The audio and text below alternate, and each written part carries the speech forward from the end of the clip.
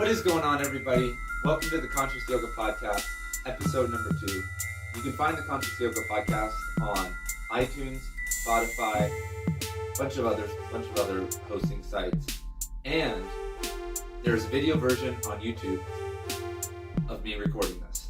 So, episode number 2, your yoga simulation. Last episode, I defined yoga as the creation and flow of energy.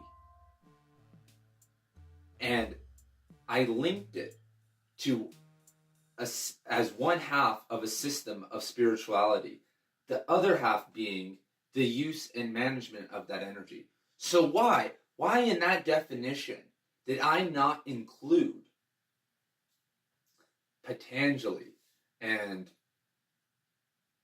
India, asana, stillness, breath, meditation?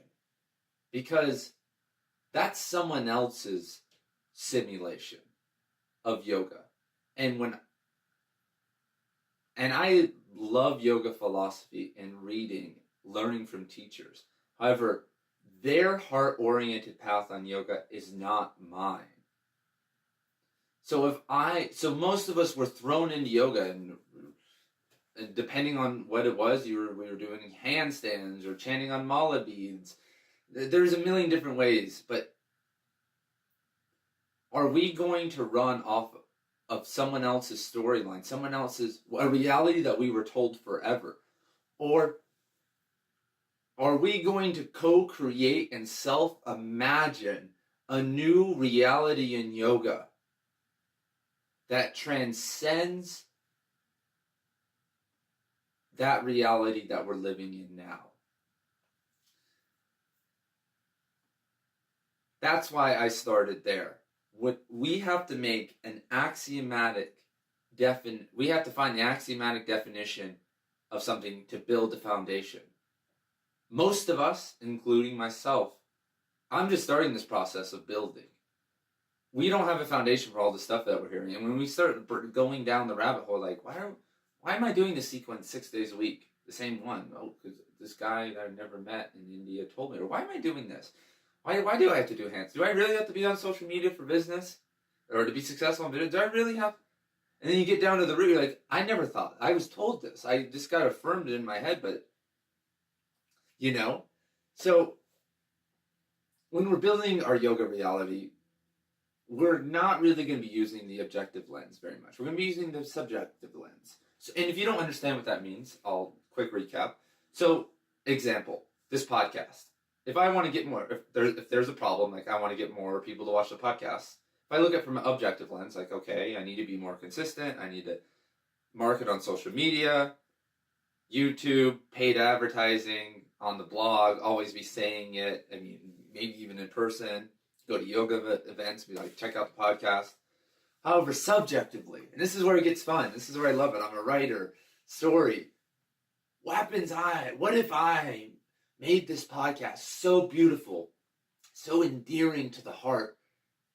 I connected to the innermost consciousness that we all have so well that it just spread like wildfire. And I just surpassed everything. That was just so good. That was irresistible. That sounds a lot cooler. But I mean, it doesn't matter. But see, you can look at it from two different ways. So, and you can't, and if you said objectively, like, okay, well, I need to find something really cool and do it, like, to do that subjectively, you don't come to that thing that type of podcast I just described by objectively thinking about it. It comes from within. You connect to something deeper and it bursts out of you. So, when we're building our yoga simulation, we need to look at it and build it through a lens of story. So one of my favorite exercises for anything in life, just you can do this for your life or a problem, is you grab a pen and paper, you type it out on your phone, or for the slackers out there, do it in your head, and in 1 to 3 paragraphs, write down your yoga story. What's happened? How did you find it, and what's happened since? Like, quick recap for me, 13 years old, I read Siddhartha by Hermann Hesse, got into Buddhism, like read a bunch of Eastern philosophy, did some asana to help me like recover from sports. 5 or 6 years ago, dived really deep into asana, tried a bunch of stuff, and I would expand on that a little bit, but there's the story. Oh, and maybe I would include also in there, like the last year, year and a half, I've struggled with what I'm doing with yoga. What does yoga mean to me? I mean, went through a lot in yoga, and like had almost a dark night of soul in yoga. That's why I didn't post on the blog for a year. So now when I look at that, and so now you have your story. And if you look at it like it was a novel or a movie and say, where do I want this to go?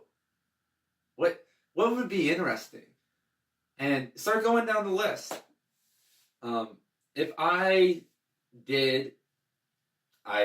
love Ashtanga, but if I modify, I do crazy stuff. If I did the same Ashtanga sequence for the next 30 years, how interesting would that be? How cool of a story would that be? How mind-blowing would that be? Not very. If I hung out with the same people we'll say go back 2 years, like the people at the yoga studio I was at who gossiped all the time and were jealous and negative and passive aggressive. If I hung out with them, how interesting would the story be? Would that be very fun? Like, is that where this is going? If this could be the most interesting thing, if I could turn this into anything I want, is that where that's going? How about my philosophy of yoga? Am I going to continue to just rehash and believe and look at through the lens that I learned from others? Or am I going to connect the dots from other philosophies and study and hybridize and go deep with it? And then start building my own simulation in that? Am I going to believe that that a certain pose is supposed to look a certain way? Are the standards of what I'm supposed to do? Am I going to continue that storyline? See, these are things that you can look at. And when we're building our model from scratch, we have to address all of these things because you have the power. You have the power to create whatever you want. Whatever you put energy into manifests in your reality. I want nothing to do with the fake, empty, my enlightenment stuff going on in yoga. When I look at my story, man, it's not telling me get 10 times more flexible and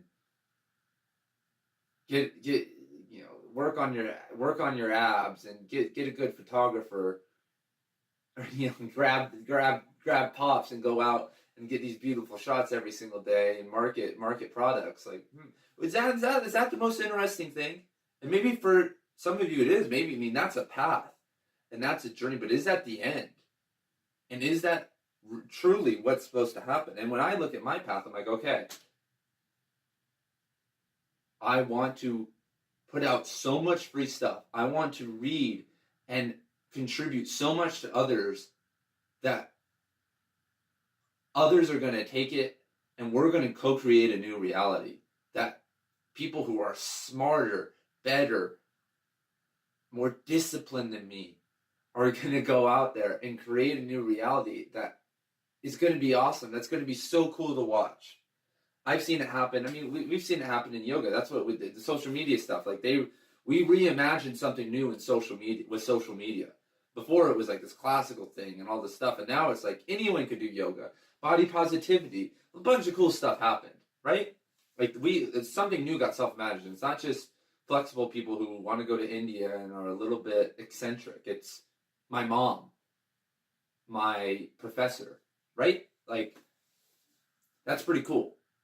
But what's the next step? What's the next step in your story? And that's what makes yoga philosophy cool, that we have something different than Buddhism and Western religions, is that we believe in the inner, or that there's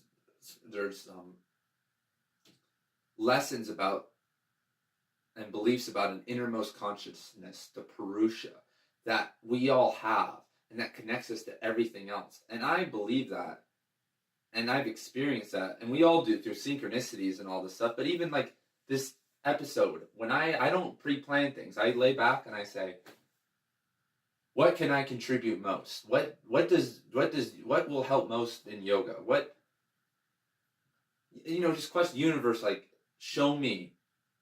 And I just sit and I'll lay down on the bed or just, kick my head back and just daydream for 5 or 10 minutes. Just ask a question. I'm not forcing it. And suddenly I'll get this idea. I'm like, whoa, your yoga simulation.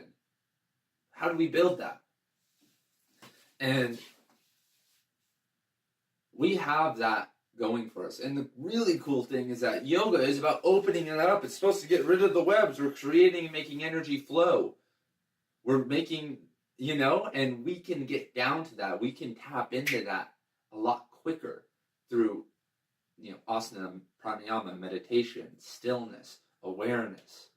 We have the ability to create our reality better, and we can make ourselves hyper suggestible and delete the crap that we've been told. But it's a two-way street, and the other way of the street is being too impressionable, being too right-wing and believing whatever you fall into, and letting the vampires and these storylines move you away from what you're supposed to be doing.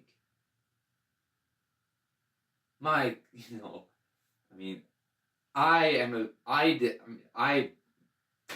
done it so much. And now I'm here. And this new yoga simulation that we build can change the world. People talk about changing the world all the time, but if we can help people create and make energy flow in their bodies, and we leave, and anything is possible.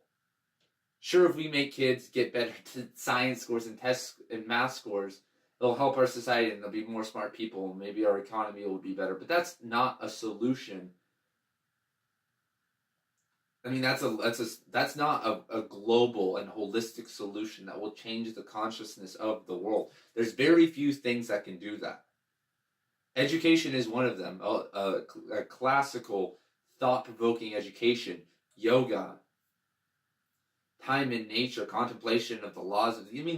There's only a few things that we can give out to the world that if everyone did and took seriously, we could do this. But if we self-imagine a new yoga and we build, starting with us, our yoga simulation, it has to be clear. We have to connect at the deepest level. We have to feel the energy in the Purusha and connect to that before we project that onto the world. And then when we do project that onto the world will change for the better.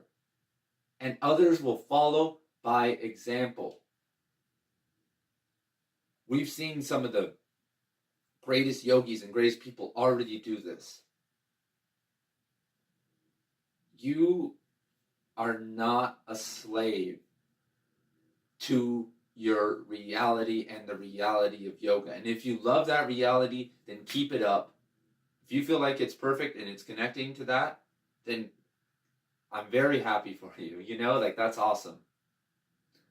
But for all of us who are still struggling, who are still out there, trying to find clarity, who make mistakes, who don't speak from the heart sometimes, who think with our mind. I'm struggling with that right now with social media. Objectively, I really do need to go hard on social media if I want to achieve my goals in yoga, if I want to help spread all this free content out and push it. It would make sense that I would be taking social media very seriously. However,